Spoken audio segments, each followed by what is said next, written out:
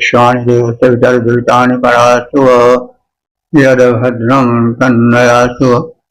ओम भद्रं कर्णैः शृणुयाम देवा भद्रं पश्येमाक्षिभिर्यजत्रा स्थिरैरङ्गैस्तुष्टुवांसस्तनूर्भिः व्यसेमहि देवहितं यदायुः। वेद प्रेमियों सुधे श्रोताओं संप्रति हम सब ऋग्वेद के दशम मंडल के 76वें सूक्त की व्याख्या में प्रवेश करने जा रहे हैं। इस सूक्त में 11 मंत्र हैं। मंत्र दर्शारी जरठ कर्ण ऐरावत देवता ग्रावा, और इस सूक्त के प्रथम मंत्र का शीर्षक है सोमरस निकालने का अनुरोध। अब संबंधित मंत्र का सर्वप्रथम सत्सर पाठ हो जाए।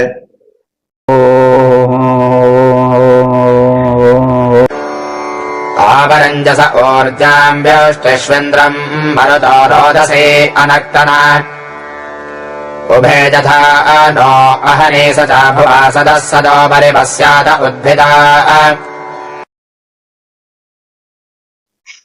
प्रथम मंत्र में यह कथित है कि ग्रावा देवता सोमलता कूट कर उससे रस निकालकर देवताओं को प्रसन्न करें और देवगण हम आराधकों को धन धान से संपन्न करें। तो ग्रावा देवता हैं, ग्रावा को समझ लेना चाहिए। ग्रावा है क्या? यह भी एक यज्ञीय उपकरण है। वैसे तो यज्ञीय उपकरण की आपत्ति सूक्त में लगभग कई सूक्तों में प्रार्थना हुई है, लेकिन उसमें ग्रावा का सम्मिलन नहीं था। संभवतः इसलिए कि ग्रावा विशेष महत्व का था। उसका महत्व इसलिए विशिष्ट है कि वह सोम रस को, सोमलता को कूट कर निकालता है। सोम यज्ञ में सोम रस सर्वाधिक महत्व रखता है। तो जो सोम रस को निकाले वह बड़ा महत्वपूर्ण है। तो ग्रावा वह पत्थर है जो सोमलता को कूटता है, कूट कर उससे रस निकालने में सहयोग करता है। तो इसका मानवीकरण हुआ है। हमारी संस्कृति में किसी वस्तु का निरादर नहीं किया गया है। यदि वह उपयोगी है तो उसको वही सम्मान मिलना चाहिए। उसकी रखरखाव, देखभाल, सुरक्षा वैसे ही करनी चाहिए जैसे प्राणियों की होती है। यह उपयोगी ही है। हमारे यहाँ यह प्रथा जो वेद से निकली है वो बहुत दिनों तक चलती रही। आज भी किसी न किसी रूप में देखें तो मिलेगी। जो जैसे क्षत्रिय हैं तो क्षत्रिय शस्त्र के द्वारा महत्ता प्राप्त करते हैं, तो उनके यहाँ शस्त्र पूजा का विधान है। धनुष यज्ञ के विषय में सभी जानते हैं, राजा जनक के स्वयंवर में हुआ था। तो धनुष यज्ञ में धनुष की पूजा होती थी। इसी प्रकार से हम द्रौपदी के स्वयंवर में भी देखते हैं कि धनुष बाण के द्वारा निशाना लगाने की विधि को महत्ता दी गई थी। अब वो मतभेद होता था धनुष बाण के माध्यम से। तो यह परंपरा है। जो वैश्य वर्ग के हैं वे अपने कृषि उपकरणों की, जैसे हल, जुआठ, बैल, हंसिया, खुरपी आदि की आराधना करते हैं, उसको साज संभाल कर रखते हैं। और जो श्रीवास्तव हैं वो कलम की पूजा करते हैं। तो इस तरह से हमारे यहाँ जड़ के उपेक्षा का विधान नहीं है, क्योंकि जड़ जो है, जिसको हम जड़ समझते हैं, चाहे वो कृषि उपकरण हो, चाहे धनुष हो, युद्ध की सामग्रियां हो, वे सब मनुष्य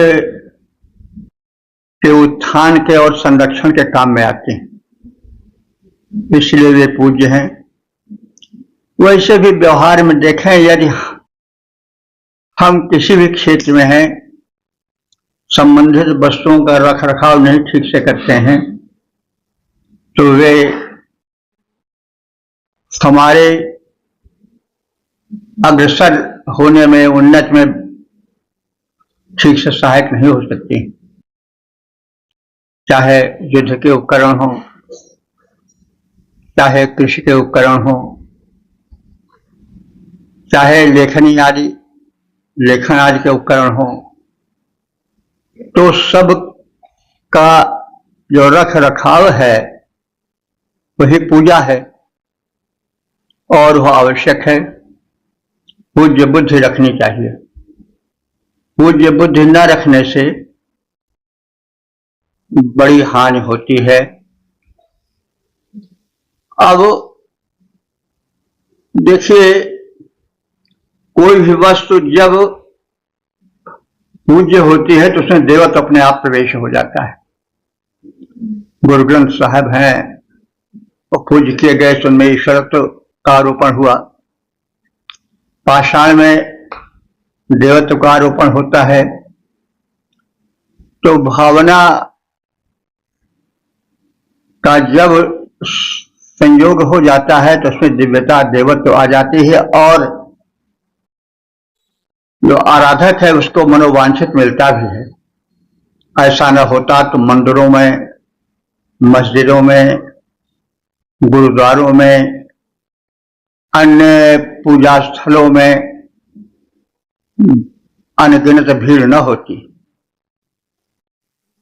तो अब हम सीधे आवे ग्रावा पर। तो जैसा बताया गया है, ग्रावा वह महत्वपूर्ण पत्थर है जिससे सोमलता कूटकर 100 वर्ष निकाला जाता था। 100 वर्ष यज्ञ का प्रधान अंग था। तो यह पत्थर बड़ा पूज्य होता था। यह प्रधान ऋषि के पास रहता था, पुरोहित के पास रहता था, और जब यज्ञ क्रिया प्रारंभ होती थी तो जो प्रधान पुरोहित था वो उसको लाता था, उसकी भी पूजा होती थी। तो यह उपकरणों की पूजा पुरानी पद्धति है जो ऋग्वेद से चली है। तो ग्रावा सिलबट्टे के रूप में हम कह सकते हैं, पाषाण का, या और जो उपकरण है जिससे कोई चीज निकाली जाती है, रस निकाला जाता है। तो यह ग्रावा पत्थर को, वैसे पत्थर के रूप में भी ग्रावा का प्रयोग होता है, लेकिन यज्ञ विधान में ग्रावा सोमलता को कूटने वाले पत्थर को कहा गया है। तो ये हम सब जानते हैं कि जो वैदिक उपासना पद्धति थी उसमें एक विशिष्ट ढंग से पूजा का क्रम चलता था। यूप गाड़े जाते थे, देवी द्वार बनाए जाते थे, वेदिका बनाई जाती थी एक विशिष्ट पद्धति से, और ग्रावा आदि वहां रखे जाते थे, सबकी प्रार्थना की जाती थी और उस प्रार्थना के मंत्रोच्चार के क्रम में जो वातावरण गुंजरित होता था वो दिव्यता लाता था और उसी क्रम में संबंधित देवोपासना उसके गुण आदि के कथन के साथ साथ उससे मनोवांछित प्राप्ति की भी कामना की जाती थी। तो यही प्रसंग तथ्य इस सूक्त में जो कि ग्रावा पर आधारित है उसमें कथन किया गया है। तो अब हम प्रथम मंत्र को देखें। इसमें कहा गया है कि यज्ञ प्रारंभ होने के समय प्रातःकालीन यज्ञ त्रिश्रवण होता था। सोमरस 3 बार निकाला जाता था, 3 बार यज्ञ होते थे, प्रातः, मध्याह्न काल में और सायंकाल में। तो यहाँ प्रातः श्रवण का, प्रातः काल सोम निकालने का संकेत है और सोम निकाला जाता था ग्रावा से और उसी संदर्भ में ग्रावा की प्रार्थना की जा रही है कि हे ग्रावा, वह तुम्हें हम सब उपासक अन्न प्रदात्री उषा के आते ही विभूषित करते हैं। व्यष्टिषु आरिंजसे, तुम्हें विशेष रूप से सजाते हैं। तो उषा के आते ही उषा काल में ग्रावा को सजाया जाता था, स्नान आदि करा के, फूल माला आदि के द्वारा, जैसा होता है देव पूजन में। तो ग्रावा को देव मान करके उनसे प्रार्थना की जा रही है कि हे ग्रावा, तुम जो हो वो इंद्र, मरुत और दिलोक और भूलोक के लिए सोमरस निकालो और कथित देवताओं को हमारे अनुकूल बनाओ और द्यावा पृथ्वी, दिलोक और भूलोक, ये दोनों हमारे समृद्धि कल्याण के कारण बने और देव शक्तियां इंद्रादि आकर मरुतादि के साथ सोमपान करें और हम सब तुम्हारे सहयोग से देवों की कृपा दृष्टि प्राप्त करें, अन्न धन आदि से हमारे सबके घर बार परिपूरित हों, हम समृद्ध संपन्न सशक्त बने। तो हे ग्रावा, हम अन्न प्रदात्री उषा के आते ही तुम्हें भूषित करते हैं, सजाते हैं। प्रातःकालीन यज्ञ के प्रारंभ होने के पूर्व ही तुम सोमरस निकालो और तुम्हारे माध्यम से निकाले हुए सोमरस को देकर इंद्र, मरुत और द्यावा पृथ्वी को अनुकूल बनाओ, क्योंकि तुम ही सोमरस निकालते हो। तुम्हारा योगदान दिव्य शक्तियों को प्रसन्न करने में महत्वपूर्ण है। दिनों रात दोनों कालों में जो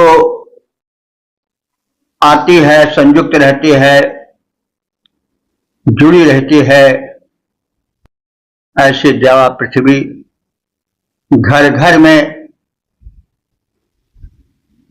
तुम्हारे द्वारा प्रसन्न देवों के आतिथ्य के लिए भूमिका बनाए और तुम्हारे माध्यम से प्रसन्न हुए देवता हम सब उपासकों को सभी क्षेत्रों में श्रेष्ठता प्रदान करें, अन्न धन आदि से हमें परिपूरित करें। हे ग्रावा सोमकूटने वाले, तुम्हें सजाते हम वैसे अन्नदायिनी उषा प्रात में आने लगती है जैसे। अन्नदायिनी उषा प्रात में आने लगती है जैसे। हे ग्रावा सोमकूटने वाले, तुम्हें सजाते हम वैसे। तुम सोम निचोलो इंद्रादिक को, करो सोमरस सुधा प्रदान, अनुकूल करो द्यावा पृथ्वी को, करें हमारा वे कल्याण। द्यावा पृथ्वी घर घर में आतिथ्य करें उत्तम स्वीकार, अन्न धनादिक द्वारा भर दें सबका घर सबका भंडार। ओम 10:76 देवता ग्रावा शीर्षक ग्रावा की प्रशंसा। अब हम सब संबंधित मंत्र का सर्वप्रथम सत्तर पाठ कर लें।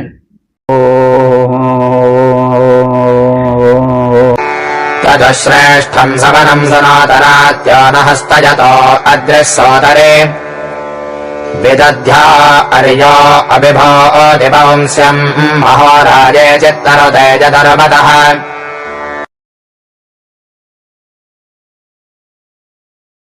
इस दूसरे मंत्र में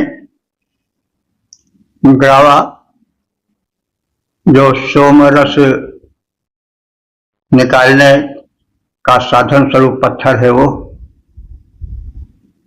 उसकी महत्ता है। उसके द्वारा निकाले गए सोमरस की महत्ता है और इन दोनों के द्वारा यज्ञ के समृद्ध सुसंपन्न होने पर उनसे प्राप्ति सुंदर उपलब्धियों का भी कथन है। तो ग्रावा श्रेष्ठम सवनम सुनोतन, हे ग्रावा सोमलता को कूट कर सोमरस निकालने वाले पत्थर, तुम सोमरस को निकालो और अद्रिह हस्तयता ग्रावा पत्थर हाथ से पकड़ने पर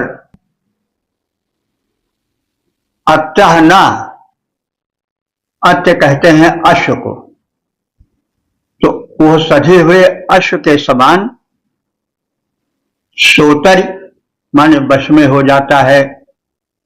तात्पर्य क्या है कि सोम रस निकालने के लिए जैसे ग्रावा को संभाला जाता है, उसमें किसी प्रकार से विद्रोह की भावना नहीं आती, यानी वो तत्काल कार्य में सरलता से तत्पर हो जाता है। उपमा दी जा रही है कि जैसे सधा हुआ अश्व जो है, वह जब प्रस्थान की बेल आती है तो किसी प्रकार से कोई हिचक, कोई रोक रुकावट बाधा नहीं प्रस्तुत करता है और लक्ष्य हेतु तैयार हो जाता है। वैसे जब प्रातःकालीन यज्ञ में उस ग्रावा को, जो कि सोम लता से सोमरस निकालने का साधन है वो हाथ में बड़ी आसानी से कार्य करने लग जाता है। वो पत्थर अच्छी तरह से गढ़ा जाता रहा होगा और उसको बड़े हिसाब किताब से बड़े रखरखाव से रखा जाता था। तो जैसे सोमलता कूटने के लिए उसे उठाया जाता था वैसे वो बड़ी सरलता से अपने कार्य में लग जाता था। उसके लिए उपमा दी गई है घोड़े की। जैसे सधा घोड़ा तत्काल आगे बढ़ने में किसी प्रकार की बाधा या हिचक कील हवाला नहीं करता है। तो यह सोमरस निकालने वाला पत्थर ग्रावा उत्तम सोमरस प्रस्तुत करे ऐसी प्रार्थना है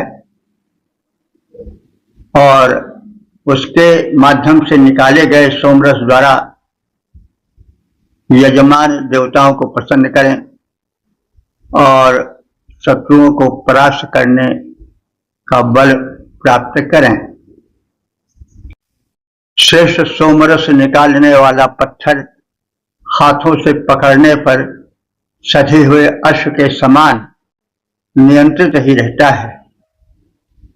हे ग्रावा, तुम उत्तम सोमरस प्रस्तुत करो। सोम निचोड़ने वाला यजमान जब सोमरस निकाले तो उसके माध्यम से शत्रु परास्त करने की शक्ति यजमानों में आ जाए और वे समृद्धि पाने में सक्षम हो जाएं। वे शक्ति पावें, समृद्धि पावें, अश्व पावें और धन धान्य से संपन्न हो जाएं। अश्व सदृश सुनियंत्रित होता जब कर से पकड़ा जाता है। यह ग्रावा अश्व सदृश सुनियंत्रित होता जब कर से पकड़ा जाता है। सोम निकालने वाला पत्थर बल विक्रम धन का दाता है। सोम निचोड़ने वाला जो यजमान शत्रु पर जय पाता, सोम अश्व का धन का दाता, वह वैभव संपन्न बनाता यजमान को, वह वैभव संपन्न बनाता क्योंकि वह सोम अश्व का धन का है सक्षम दाता। ओम 10-73 शीर्षक ग्रावा।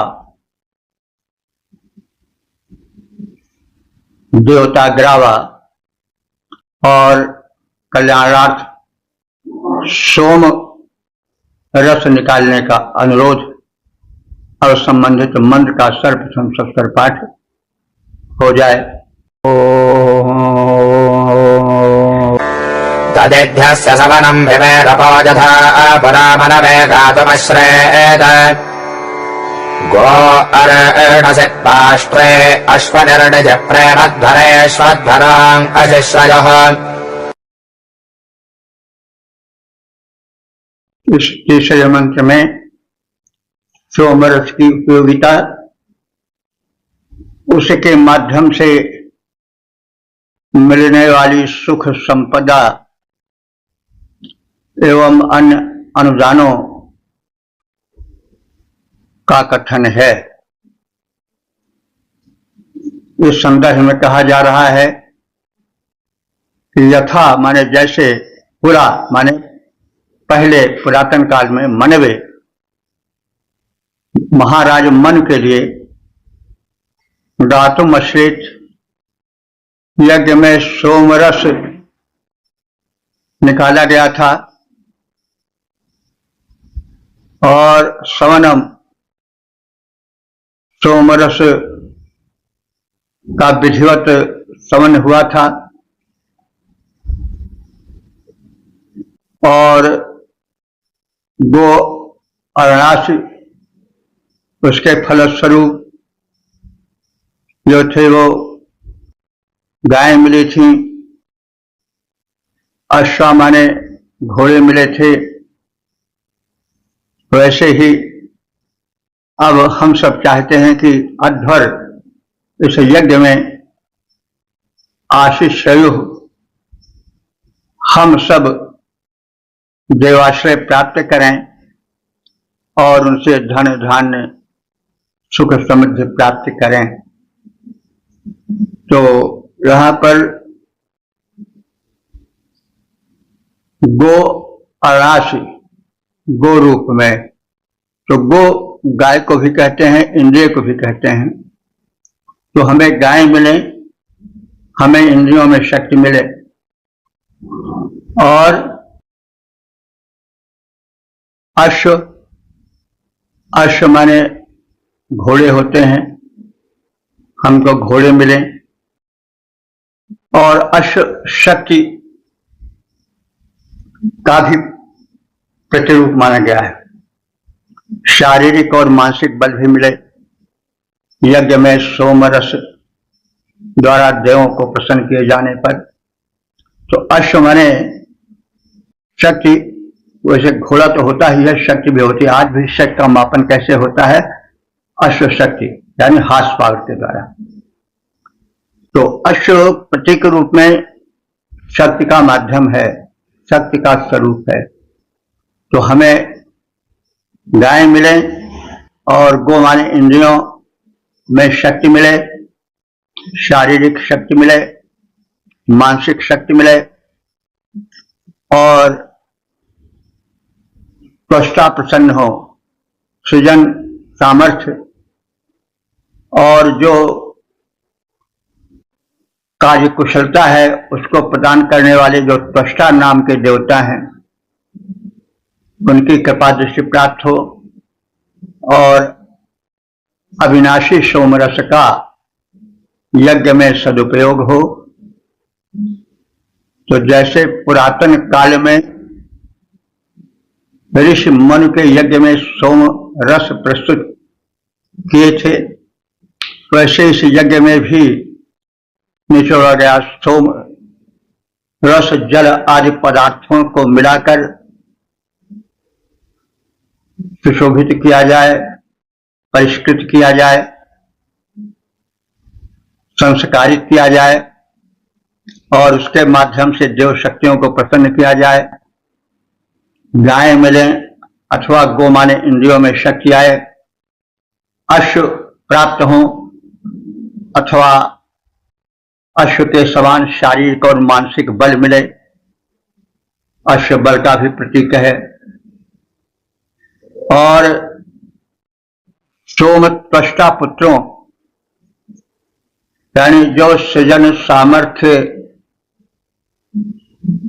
वो प्राप्त करना चाहता है, और त्वष्टा जो कि सृष्टा है, त्वष्टा वो देव है जो कि शिल्प से संबंधित है।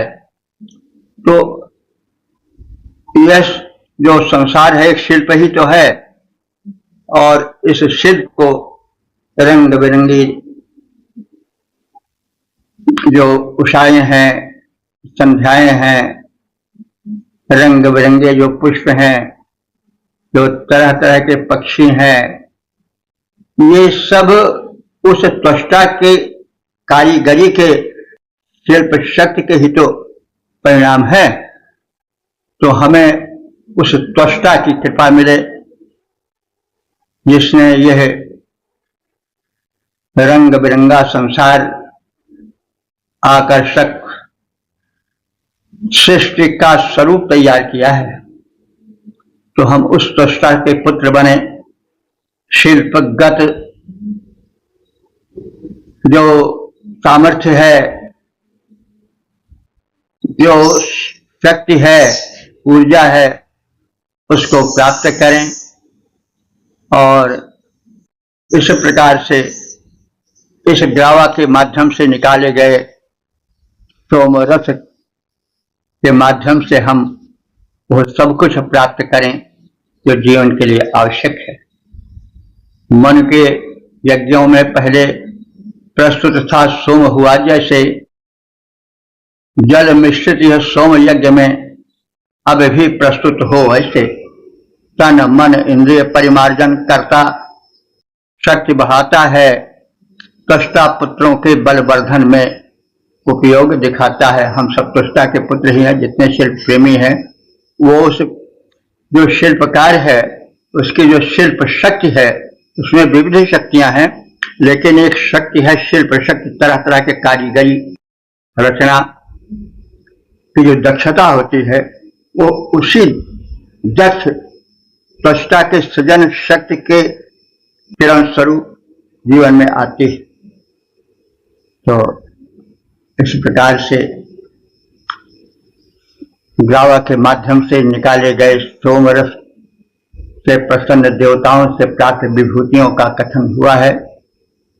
ओम 10-76 देवता ग्रावा, शीर्षक ग्रावा से याचना और संबंधित मंत्र का सर्वप्रथम सत्तर पाठ हो जाए।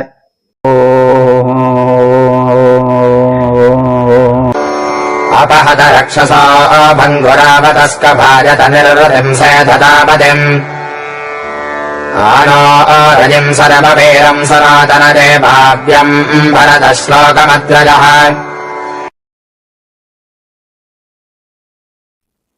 इस चौथे मंत्र में जो ग्रावा है, जो सोमलता को कूटकर सोमरस निकालता है, उसे देव रूप में संबोधित किया गया है। भावना ही देवत्व लाती है। आज भी हम मंदिरों में प्रवेश करते हैं तो पाषाणी प्रतिमा में देवत्व देखते हैं, निवेदन करते हैं, प्रार्थनाएं करते हैं और प्रार्थनाएं सिद्ध भी होती हैं, सफल भी होती हैं। तो इसलिए यह ग्रावा पाषाण निर्मित सोमरस निकालने का जो साधन है उससे प्रार्थनाएं की जा रही हैं। तो कुछ अनमने होने या चौंकने की भावना नहीं आनी चाहिए। तो ग्रावा को संबोधित करते हुए कहा जा रहा है कि अद्वय हे पत्थरों, अद्वय पत्थर को कहते हैं, पहाड़ को भी कहते हैं।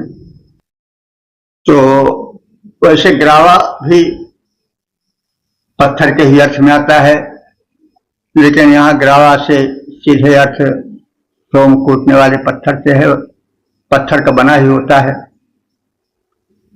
तो अद्वय हे पत्थरों, हे सोम निकालने वाले पाषाणों, भंगुरावता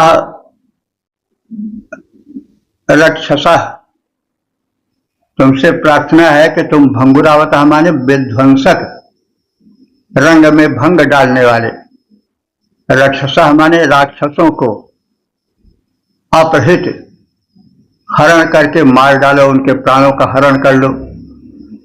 मृत्यु, मृत्यु कहते हैं पाप देवता को। मृत्यु एक, जैसे सबको देवत्व दिया गया वैसे नृत्य को भी जहां तहां देवत्व दिया गया है, क्योंकि सब में कुछ न कुछ ऐसी बात रहती है जिसकी समाज में आवश्यकता होती है। जैसे मृत्यु है तो भयंकर, उसे कोई नहीं चाहता है, लेकिन वह एक विधान है, विधान में विधाता छिपा रहता है। क्योंकि अगर मृत्यु न हो तो फिर क्या होगा, कल्पनातीत होगा। सब लोग गाड़ी पर चढ़ते ही जाए, कोई उतरने वाला न हो तो गाड़ी कैसे चलेगी, चढ़ना उतरना लगा रहता है। वैसे जन्म और मृत्यु दोनों साथ साथ चलते हैं। जीवन के दो कूल हैं, एक तट है जन्म, दूसरा तट है मृत्यु। उसी के बीच में जीवन सरिता प्रवाहित होती है। तो एक दृष्टिकोण है किसी चीज को हम भयानक माने तो भयावह लगती है, उसको जब सरल माने, कुछ नजदीक का माने तो उससे एक अपनत्व भी हो जाता है। निर्भय स्वागत करो मृत्यु का, मृत्यु एक है विश्राम स्थल। जीव जहां से फिर चलता है, धारण कर नव जीवन संबल। मृत्यु एक ऐसी सरिता है, श्रम से कातर जीव नहाकर फिर नूतन धारण करता है, काया रूपी वस्त्र बदलकर। तो कुछ विचार है, विचार ही सुख है, विचार ही दुख है, विचार ही जन्म है, विचार ही मरण है। नहीं तो मृत्यु भी कोई ऐसी चीज नहीं है। कोई कहे कि हम तुम्हारा पुराना कपड़ा बदल दे रहे हैं, नया पहना दे रहे हैं, तो क्या बुरा है। लेकिन है क्या कि सदा रोया मैं बाल समान, कराया जब जब तुमने स्नान। ये कंदन कितने ही बार बदलते समय जीर्ण परिधान, तुम्हारे मुख पर देखी किंतु पुरानी वही मंद मुस्कान। तो हम सब तो अबोध बालक हैं। माता जब बालक को नहलाती है तो माता रोता, तो बालक रोता है, माता हंसती है, क्योंकि उससे स्नान से उसका मल निकाल कर उसको एक स्वच्छता प्रदान की जाती है। वस्त्र पुराना बदल कर उसको नया पहनाया जाता है। माता को कष्ट नहीं होता है। लेकिन जो अबोध बालक है वो उसमें सुख दुख की अनुभूति करके दुख सुख का अनुभव करता रहता है, जो कि दोनों जब ज्ञान हो जाता है तो निरर्थक समझ पड़ने लग जाते हैं। तो हमें नृत्य कहते हैं, पाप देवता अथवा मृत्यु के देवता से हे सोमरस आस्क भायत माने दूर रखो। अमतिम सेधत, अमति माने मति जहां ना हो वहां अमति है, यानी कुमति या दुर्मति। ऐधत माने दूर करो, हमें दुर्मत से दूर करो, हमारे पास कुबुद्धि न रहे। क्योंकि जहां कुमति तहाँ विपत्ति निदाना, जहां सुमति तहाँ संपत्ति नाना। तो बुद्धि नाशात प्रणश्यति, जब बुद्धि नष्ट हो जाती है तो व्यक्ति का विनाश निकट आ जाता है।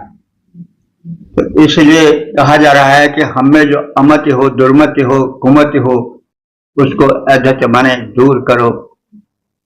न माने हमें हे सोमदेव, हे सोम को निकालने वाले ग्रावा, तुम वीरम, वीर संतानें दो, वीर पुत्र दो।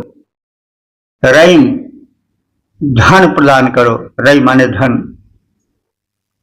सुनोतन माने प्रदान करो, रईम सुनोतन धन प्रदान करो।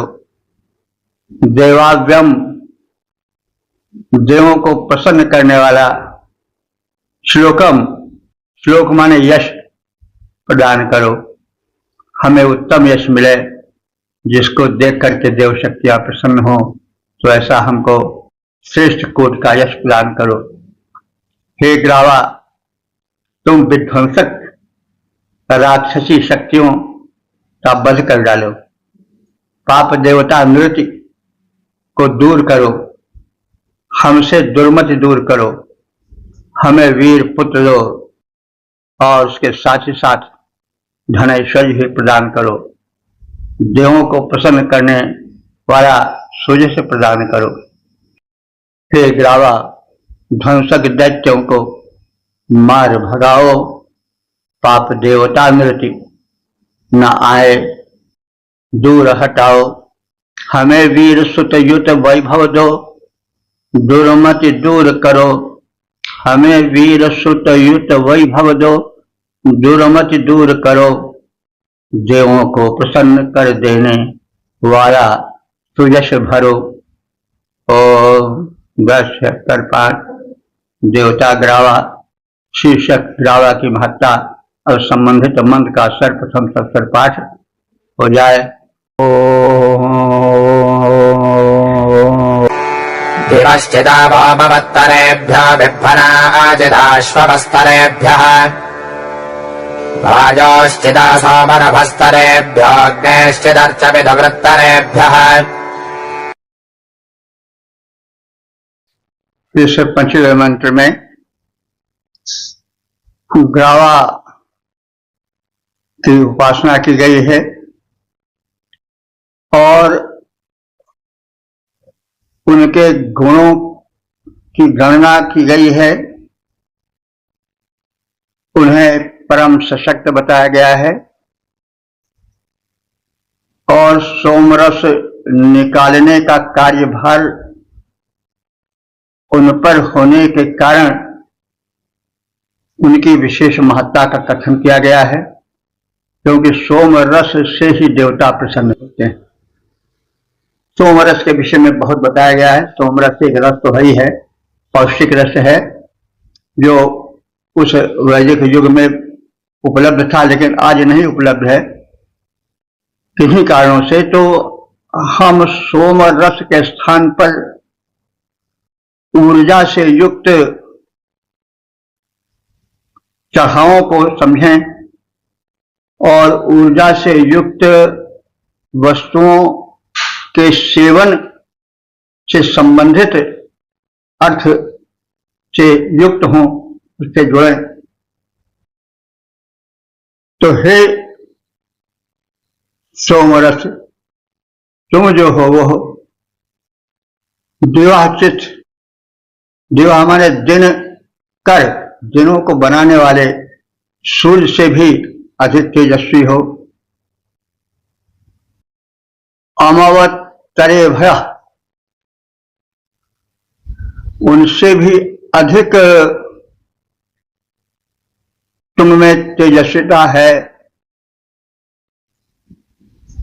विभ्वनाचित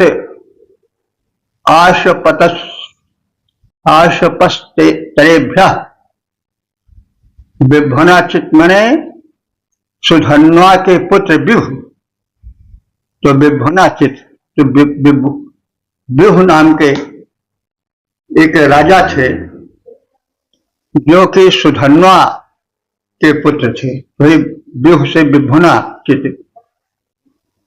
आशपस्तरेभ्यः यानी सुधन्वा के पुत्र विभु से अधिक तुम शीघ्र कर्मा हो, क्रियाशील हो। आश तरस तरेभ्या मतलब आश माने जल्दी, शीघ्र कार्य करने वाले हो। वायोचित सोमरभस तरेभ्या, तुम वायु से भी अधिक तीव्र गति से चलकर सोमरस निचोड़ने में सक्षम हो। हे ग्रावा, तुम वायोचित माने वायु से भी बढ़कर के गति से गतिशील होकर के सोम रभस तरेभ्या, सोम रस को रभस माने शीघ्र ही निचोड़ देने में सक्षम हो। अग्निचित पितुकृतरेभ्यः, तुम अग्नि से भी अधिक पोषक हो। अग्निचित माने अग्नि से भी अधिक। पितुकृतरेभ्यः, पितु माने पोषण, पिता के अर्थ में, तो यहाँ पाधात से ये संबंधित है, सीधे पिता से नहीं लेकिन पोषण से जुड़ा हुआ है। तो पितुकृतरेभ्यः माने तुम पोषक हो, पोषण प्रदायक हो। अग्निचित पितुकृतरेभ्यः, अग्नि से भी बढ़कर तुम पोषण प्रदायक हो। तो अग्नि ही पोषण करती है ना, ये तो हम सब जानते हैं कि जब अग्नि हमारे शरीर में जक्षाग्नि बनकर तीव्र रहती है तो भोजन ठीक से पचता है, रक्त बनता है, और रक्त का भी जो मेटाबॉलिज्म होता है, रक्त का भी जो पाचन होता है वो भी अग्नि के माध्यम से ही होता है। मांस बनता है, मांस का भी पाचन होता है, फिर अश्व का भी पाचन होता है, मज्जा का भी पाचन होता है। यानी जो सप्त धातुएं हैं उनका जो पाचन होता है वो अग्नि के माध्यम से ही होता है। जब अग्नि तत्व क्षीण हो जाता है तो पाचन क्रम सप्त धातुओं का क्षीण हो जाता है, रुकने लग जाता है, शरीर में दौर्बल्य आने लग जाता है। कुछ लोग बड़े मोटे ताजे हो जाते हैं। बात यह है कि उनका जो ये मांस के आगे पाचन होता ही नहीं, तो जो मांस इकट्ठा होते जाते शरीर मोटा होता जाता, स्थूल होता जाता है, आगे का पाचन होता ही नहीं। मांस से अश्य बनती ही नहीं, अश्य से मज्जा बनती ही नहीं, तो बस वही शरीर भारी हो जाता है। वो बहुत बड़ा रोग है आजकल मोटापा। तो मोटापा कारण है कि अग्नि तत्व क्षीण हो जाना, वो आकर के बस वही रक्त के बाद फिर रुक गया, बहुत क्षीण हो गया, फिर वो सब रक्त तो किसी तरह से पचा, मांस ही बनने लगा। मांस जब आगे के धात में परिलक्षित नहीं हो रहा है अस्याज में, तो वही इकट्ठा होता चला जा रहा है। बड़ा भारी मोटापा हो गया, बड़ा भारी मुख हो गया, मोटे मोटे हाथ हो गए, मोटे मोटे पेट हो गए, कूल्हे मोटे मोटे हो गए, शरीर बिल्कुल निकम्मा बन गया। तो कहने के तात्पर्य है कि बताया जा रहा है कि तुम उतने ही पोषक हो जितना कि अग्नि है। तो अग्नि पोषक कैसे है कहा गया है, तो हमारे तुम सब हे अस्तोताओ तथा कथित ग्रावा देवता की उपासना करो।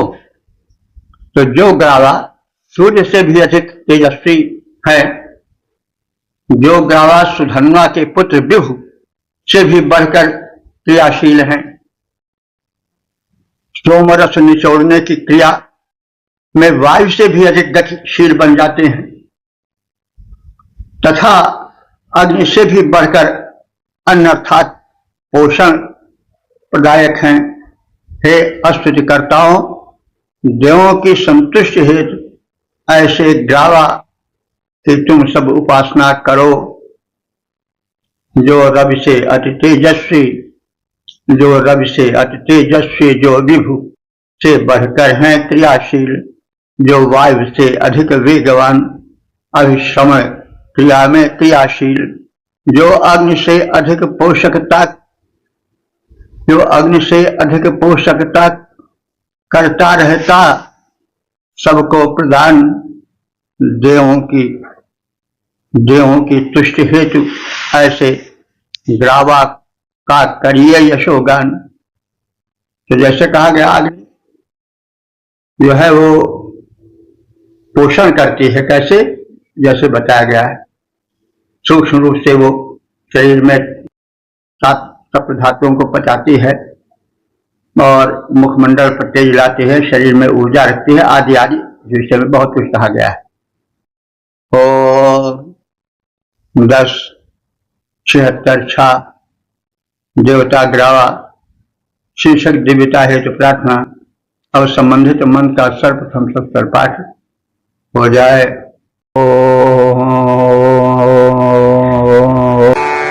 भुरन्दराजशसः सात्वन्धसा ग्रावाणाभाचाधिरिताधिरित्पदा नरो यत्र दहते काम्यम् मध्वा घोषयन्तो अभितो अभितस्तुराः।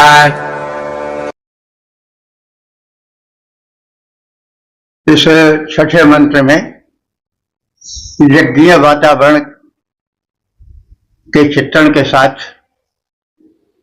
ग्रावा जो कि सोमरस निकालने के साधन स्वरूप पाषाण रूप देवत्व प्राप्त पत्थर हैं, या जिन्हें हम ग्रावा कहते हैं, तो उनसे जो ध्वनि निकल रही है, तो एक ओर तो ऋतुगण अष्टोत्तर ध्वनि कर रहे हैं, दूसरी ओर ग्रावा सोमलता को कूट कर रस निकालने के क्रियाक्रम में ध्वनि उत्पन्न कर रही है। तो ग्रावा की भी ध्वनि हो रही है, मंत्र ध्वनि भी हो रही है, मंत्र घोष हो रहा है। ऐसे वातावरण में हम सब दिव्यता प्राप्त करें, संबंधित मंत्रों द्वारा देवता प्रसन्न हो और सब मिलकर के हम सब उपासकों को सुखी संतुष्ट और संपन्न बनावें। यशसा ग्रावाणा, यशस्वी ग्रावा नाम के पत्थर जो सोमलता के कूटने में युक्त होते हैं। अंधसा सोतु, अंधसा माने सोम का उत्तम रस सूत माने निकालें, भरंत माने पर्याप्त रूप में निकाल कर भर दें। जीवितमता वाचा जीविता तेजस्वी स्तोत्रों के पाठ से जो स्तुति करता है वातावरण को आपूरित कर दें। और नरह माने श्रेष्ठ यज्ञ के नायक ऋत्विकगण अभितः चारों ओर से अघोषयन्तः मंत्र का घोष करते रहें और ऐसे वातावरण में काम्यम माने इच्छित मधु दुहवे हम सोमरस निकालते रहें, यज्ञ की विधिवत उपयोगिता में वृद्धि करते रहें और फलस्वरूप मनोवांछित प्राप्त करते रहें। यज्ञ में ऋतुगण सभी ओर से स्तोत्र ध्वनि करते हुए सिद्धता पूर्वक इच्छित सोमरस को निकालते रहें। यशस्वी ग्रावा हमें सोम उपलब्ध कराएं। इस दिव्य कर्म में मंत्रों के माध्यम से हमें यज्ञ वातावरण दिव्यता प्रदान करता रहे। ऋतुगण स्तोत्र पाठ कर इच्छित सोम निकालें, ग्रावा का सहयोग प्राप्त कर हम इच्छित रस पालें। मंत्र यज्ञ का कर्म दिव्य कर नित्य दिव्यता लाएं, ग्रावा सोम निकालें, मधुरस प्रिय उपलब्ध कराएं।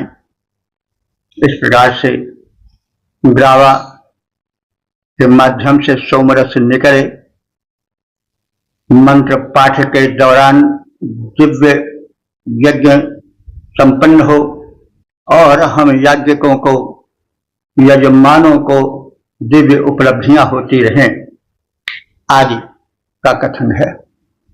और 10-76 देवता ग्रावा शीर्षक ग्रावा की महत्ता और संबंधित मंत्र का सर्वप्रथम सत्तर पाठ हो जाए। स्वन्मन्यसामं रथिरासो अद्रजोनिरस्य रसं गमिषो दुहन्ति ते दुहन्तोऽधरुपसेतनाय कन्नरो हव्यानमर्जयन्त आसभेः।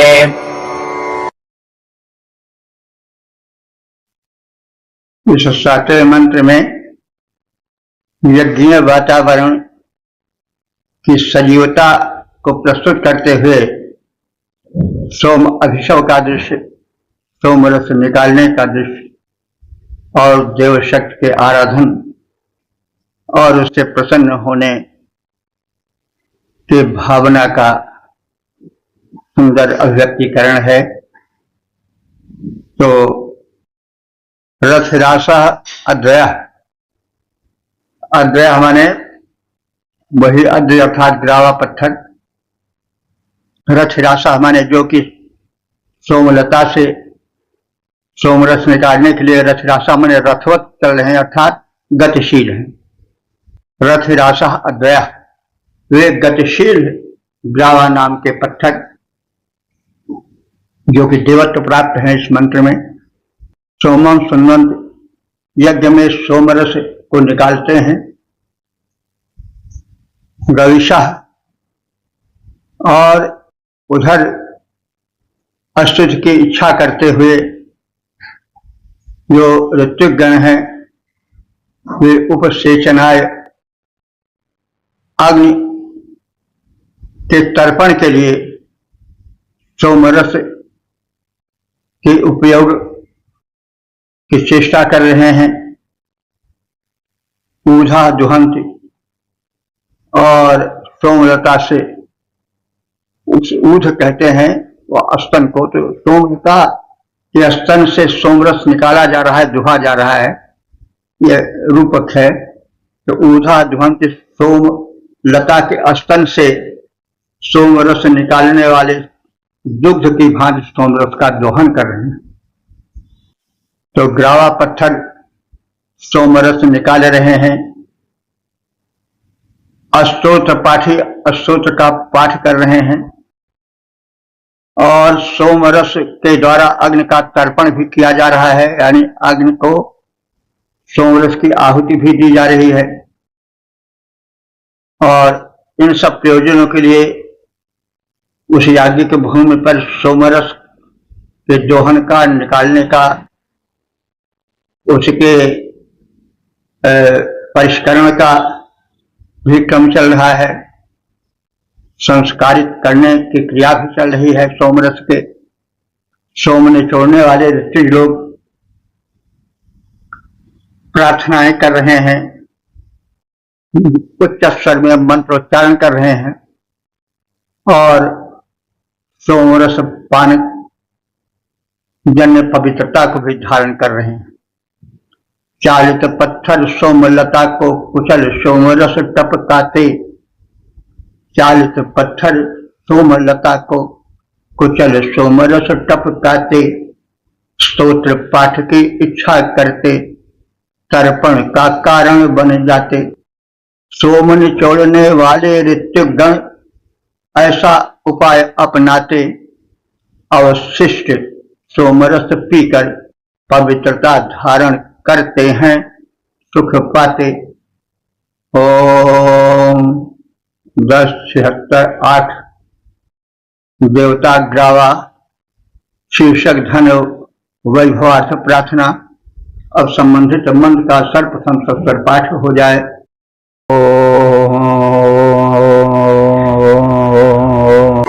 एतेन रस्तपसो अभवत नज इन्द्राजसुनत सोममद्रयः वामम्बा दिव्याजधाम् देवसवसवः पार्थिवाजसन्पदे। इस 8वें मंत्र में जो इस सूक्त के समापन का मंत्र है, उसमें ग्रावा जो कि सोम रस को निकालने का साधन पाषाण निर्मित एक पदार्थ है, एक वस्तु है, जिसको सिलबट्टे की तरह हम कुछ मान सकते हैं, उससे प्रार्थना की जा रही है। और ऋतुजों से जो यज्ञ कराते हैं उन पुरोधाओं से प्रार्थना की जा रही है। वे सब सोमरस निकालें और इस सोमरस के शोधन की प्रक्रिया परिपूर्ण करें। इंद्र आदि देवों के निमित्त श्रेष्ठ सोमरस रस को प्रस्तुत करने का उपक्रम करें और उससे प्रसन्न जो दिव्य शक्तियां हैं वे हमें सर्वश्रेष्ठ विभूतियां प्रदान करें और सबके फलस्वरूप प्रत्येक आवास, प्रत्येक घर, प्रत्येक गृहस्थ का भवन धन धान्य से भरा पूरा हो जाए। तो नरः, हे नेतृत्व विधायक, यज्ञ कर्म के संचालक, नेतृत्व करने वाले ऋतुजों, अद्रयः, हे सोम लता को कूट कर सोमरस निकालने वाले पत्थरों, स्वपसः अभूतन, तुम श्रेष्ठ कर्म करने वाले बनो, अर्थात तुम्हारा यह कर्म जो है वो चलता रहे, उसमें शैथिल्य न आने पाए। इंद्राय सोमम सुनुत, तुम इंद्रदेव जो कि देवराज हैं, उनके प्रिय पेय सोम रस का अभिशमन करो, निचोड़ो, परिष्करण करो, शोधन करो और इस प्रकार से देवराज इंद्र को प्रसन्न करो। दिव्याय धाम ने और उन सब की कृपा से, तुम सबकी कृपा से हम सब जो यजमान हैं वो दिव्य धाम के, दिव्य लोक के अधिकारी बन जाएं और हमारे भवन धन धान्य से भर जाएं, ऐसा उपक्रम करो। हे ऋतुजों, हे सोमलता कूट कर सोमरस निकालने वाले पत्थरों, ग्रावा, तुम सोम निचोड़ने की श्रेष्ठ प्रक्रिया संपन्न करते रहो। इंद्र के निमित्त श्रेष्ठ सोमरस को निचोड़ो और जिसके द्वारा दिव्य लोक के निवासी दिव्य शक्तियां प्रसन्न हो, हमें सर्व श्रेष्ठ विभूतियां प्रदान करें। तुम भी हमारे इस उपक्रम में धन धान्य और विभूतियों के प्राप्ति में सहायक बनो, हमें प्रदान करो। कथित विभूतियों को, धन ऐश्वर्य को, प्रत्येक उपासक को सुंदर आवास प्रदान करो, प्रत्येक देहधारी को धन धान्य से संपन्न बनाओ। हे ऋतुज, हे पाषाणो, हे ऋतुज, हे पाषाणो, तुम सब सोम निकालने वाले हो। हे ऋतुज, हे पाषाणो, तुम सब सोम निकालने वाले हो। सुरपति निमित्त हो सोम निचोड़ते, संकट टालने वाले हो। दिव्य लोक के हेतु हमें सर्वोत्तम वैभव दान करो। प्रति घर को, प्रति जन को तुम वैभव का अनुदान विधान करो। इसी प्रकार से हम सब अब अपने इस सूक्त के समापन की स्थिति में हो गए हैं। सूक्त व्याख्यायित हो चुका है। यह सूक्त 10वें मंडल के 76वें सूक्त के रूप में है। इसमें 8 मंत्रों का संकलन है जो व्याख्यायित हो चुके हैं। अब तक के कुल व्याख्यायित मंत्रों की संख्या हो चुकी है 9608। यह परम प्रभु की, वेद भगवान की साक्षात करुणा है। तो इस सूक्त में हम लोगों ने ग्रावा, जो कि सोम लता को कूटता है और सोमरस निकालता है, जो पाषाण का बना होता है, जो बड़ा पवित्र होता है, जो मुख्य पुरोहित द्वारा संरक्षित होता है, उसकी प्रार्थना की गई है। वे वह सोमरस निकाले, देव शक्तियों को प्रसन्न करे, हम सबका कल्याण करे। उसमें देवत्व दर्शन है, इसलिए उससे वही सब कामना की गई है जो मंदिर में उपासक गण जाकर पाषाणी प्रतिमा से करते हैं। तो भावना ही में देवता निवास करते हैं। तो ये जो ग्रावा पत्थर है, सोमरस, जो कि यज्ञ का मुख्य घटक है, उसके निकालने में परम सहायक है। इसमें दिव्य देवत्व का दर्शन किया गया है और उसके वैशिष्ट को कहा गया है। उसके द्वारा देवताओं को प्रसन्न करने, सोमरस प्रदान करने आदि की बातें कही गई हैं। साथ ही साथ धन धान्य, भवन, पशु, पुत्र आदि से संपन्न जीवन की कामना की गई है। और यही आर्यों का एक दिव्य जीवन क्रम का खाका है।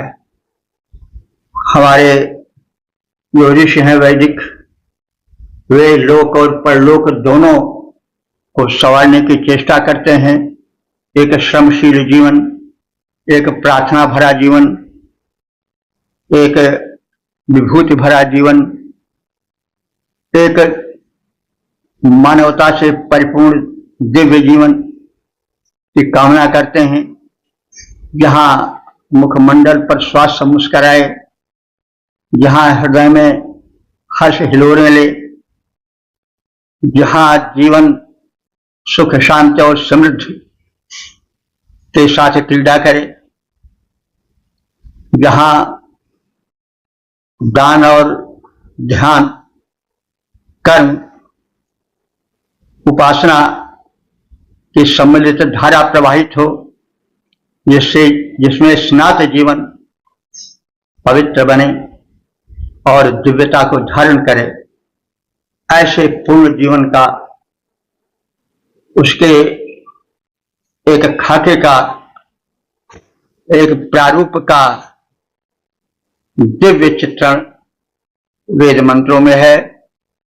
प्रत्येक सूक्त में एक सुखी, समृद्ध, कर्मशील, कर्मठ, नैतिकतापूर्ण, दान और शुभ कर्मों से युक्त, यज्ञ से युक्त जीवन की कामना की गई है। यज्ञ द्वारा वातावरण और उसमें उत्पन्न होने वाले प्रदूषण के समाप्ति, विनाश या दूरीकरण की व्यवस्था है, जिसकी परम आवश्यकता है, जिसके अभाव में आज एक और हम देखते हैं कि जो वैज्ञानिक हैं वो चिंतित हो रहे हैं। हम सब भी इस तथ्य को जानते हैं, लेकिन अपने को यज्ञीय जीवन से नहीं जोड़ पा रहे हैं। उसके कई कारण हो सकते हैं। वेद की ओर उन्मुख न होना, उसके प्रचार प्रसार के प्रति उदासीन होना आदि भी एक कारण हो सकता है। तो इसको सबको ध्यान में रख करके हम अपने जीवन उद्धार के लिए, सुख स्वास्थ्य के लिए, समाज के लिए, विश्व के लिए प्रयत्नशील हों, यज्ञीय जीवन अपनाएं और यज्ञीय जीवन के साथ साथ ही जो वेद मंत्रों में निहित उपयोगी संदेश हैं उनका लाभ प्राप्त करें, उनसे परिचय प्राप्त करें। तो हम पुनः पुनः प्रार्थना करते हैं कि जो संपन्न लोग हैं वे इसमें योगदान करें। हम लोग अपने शक्ति में जो कुछ, शक्ति से जो कुछ संभव हो पा रहा है कर रहे हैं, लेकिन सहयोग की परम आवश्यकता होती है। सहयोग कई प्रकार का होता है, उसको कहने की आवश्यकता नहीं है। जिस प्रकार से हो सके उस प्रकार से वेद के अर्थ, वैदिक जीवन को पुनः स्थापित करने का प्रयत्न होना चाहिए। इस प्रार्थना के साथ ओम सर्वे भवन्तु सुखिनः, सर्वे सन्तु निरामयाः, सर्वे भद्राणि पश्यन्तु, मा कश्चित् दुःख भाग् भवेत्।